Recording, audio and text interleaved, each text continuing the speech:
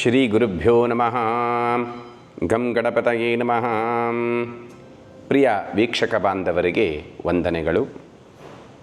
2024 ಇಸ್ವಿಯ October ತಿಂಗಳಿನ ಕನ್ಯಾ ರಾಶಿ ಭವಿಷ್ಯ. ಎಲ್ಲ ಭವಿಷ್ಯಗಳು ಕೂಡ ಗ್ರಹ ಗತಿಯ ಮೇಲೆಗೆ ಇರುವುದರಿಂದ ಮೊದಲು ಗ್ರಹಗತಿಗಳನ್ನು ತಿಳ್ಕೊಳ್ಳೋಣ. ಕರ್ಕ ರಾಶಿಯಿಂದ ಕ್ರಮವಾಗಿ ರವಿಯು 1 ಹಾಗೂ 2ನೇ ಮನೆಯಲ್ಲಿ, ಮಂಗಳ ಗ್ರಹನು 10ನೇ ಮನೆಯಲ್ಲಿ, ಬುಧ ಗ್ರಹನು 1 ಹಾಗೂ 2ನೇ ಮನೆಯಲ್ಲಿ, ಗುರುವು ನವಮ ಸ್ಥಾನ 9ನೇ ಮನೆಯಲ್ಲಿ, ಶುಕ್ರ ಗ್ರಹನು 2 ಹಾಗೂ 3ನೇ ಮನೆಯಲ್ಲಿ, ಶನೈಶ್ಚರನು 6ನೇ ಮನೆಯಲ್ಲಿ, ರಾಹುಗ್ರಹನು 7ನೇ ಮನೆಯಲ್ಲಿ, ಕೇತುಗ್ರಹನು 1ನೇ ಮನೆಯಲ್ಲಿ ಸಂಚಾರವನ್ನು ಮಾಡುತ್ತಾ ಈ ರೀತಿಯ ಫಲಗಳನ್ನು ಸೂಚನೆಯನ್ನು ಮಾಡ್ತಾರೆ.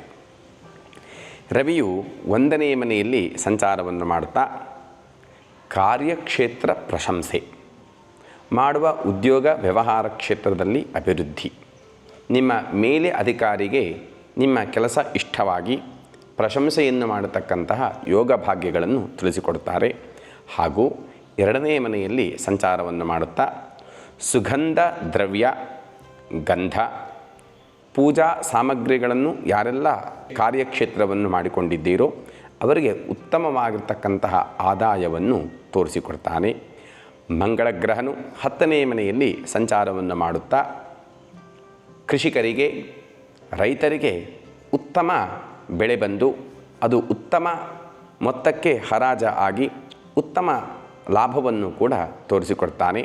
ಹಾಗೂ ಭೂ ಸಂಬಂಧಿ ಯಾವುದಾದರೂ ನ್ಯಾಯಾಲಯದಲ್ಲಿ ನಿಮ್ಮ ಕೇಸುಗಳಿದ್ದರೆ ಅದರಲ್ಲಿ ಜಯಪ್ರಾಪ್ತಿಯನ್ನು ಕೂಡ ತೋರಿಸಿಕೊಡ್ತಾನೆ. ಆದರೆ ಪಿತೃ ಸಂಬಂಧಿಯಾಗಿರ್ತಕ್ಕಂತಹ ಜಮೀನಿನ ಉದ್ದೇಶ ಇಟ್ಟುಕೊಂಡು ಅಣ್ಣ ತಮ್ಮಂದಿರಲ್ಲಿ ಸ್ವಲ್ಪ ಮಟ್ಟಿಗೆ ಜಗಳವನ್ನು ಕೂಡ ತೋರಿಸಿಕೊಡ್ತಾನೆ.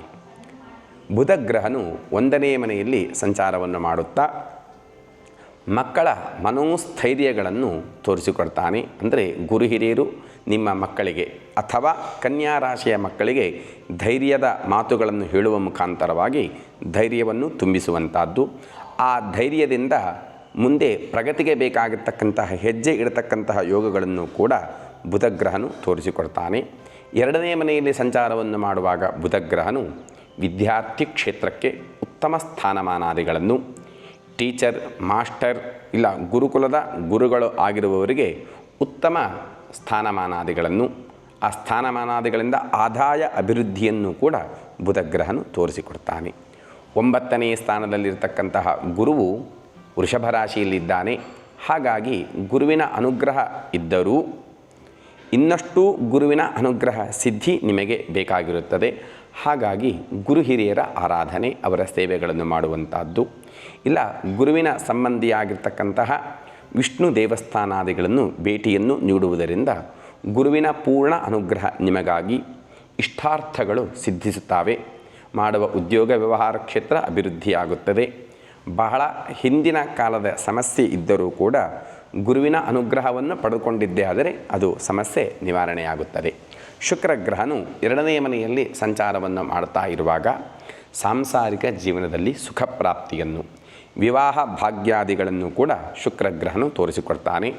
ಅದೇ ಶುಕ್ರಗ್ರಹನು 3ನೇ ಮನೆಯಲ್ಲಿ ಸಂಚಾರವನ್ನು ಮಾಡುತ್ತಾ ಅಷ್ಟ ಐಶ್ವರ್ಯ ಸಿದ್ಧಿಯನ್ನು, ಗಂಡ ಮತ್ತು ಮಕ್ಕಳು ಹೆಂಡತಿಯಲ್ಲಿ ಸುಖವನ್ನು ಅನುಭವಿಸತಕ್ಕಂತಹ ಯೋಗಗಳನ್ನು ಹಾಗೂ ಶುಭ ಕಾರ್ಯಕ್ಕೆ ಹೋಗತಕ್ಕಂಥದ್ದನ್ನು ಕೂಡ ಶುಕ್ರಗ್ರಹನು ತೋರಿಸಿಕೊಡ್ತಾನೆ. ಆದರೆ ಯಾರು ಸುಗಂಧ ದ್ರವ್ಯ ವ್ಯಾಪಾರದಲ್ಲಿದ್ದೀರೋ ಅವರು ಬಹಳ ಕಾಳಜಿಯನ್ನು ವಹಿಸುವಂಥದ್ದು ಅಗತ್ಯ. 6ನೇ ಮನೆಯಲ್ಲಿರ್ತಕ್ಕಂತಹ ಶನೈಶ್ಚರ, ಷಷ್ಠ ಸ್ಥಾನ ಅಷ್ಟು ಉತ್ತಮ ಅಲ್ಲ. ಅದರಲ್ಲಿಯೂ ಕೂಡ ಸ್ವಕ್ಷೇತ್ರದಲ್ಲಿ ಇರತಕ್ಕಂತಹ ಶನಿಯ ಪ್ರಭಾವ. ಹಾಗಾಗಿ ಪಾಪಗಳ ಕೆಲಸದಲ್ಲಿ ಪ್ರವೃತ್ತರಾಗತಕ್ಕಂಥದ್ದನ್ನು ತೋರಿಸಿಕೊಡ್ತಾನೆ. ಪಾಪ ಕೆಲಸದಿಂದ ಪಾಪಗಳು, ಆ ಪಾಪಗಳಿಂದ ಮುಂದಕ್ಕೆ ಕಷ್ಟ ಬರತಕ್ಕಂಥದ್ದನ್ನು ಕೂಡ ಶನೈಶ್ಚರ ತೋರಿಸಿಕೊಡ್ತಾನೆ. ಹಾಗಾಗಿ ಪಾಪದ ಕೆಲಸದಲ್ಲಿ ಹೋಗದೇ ಇರಿ.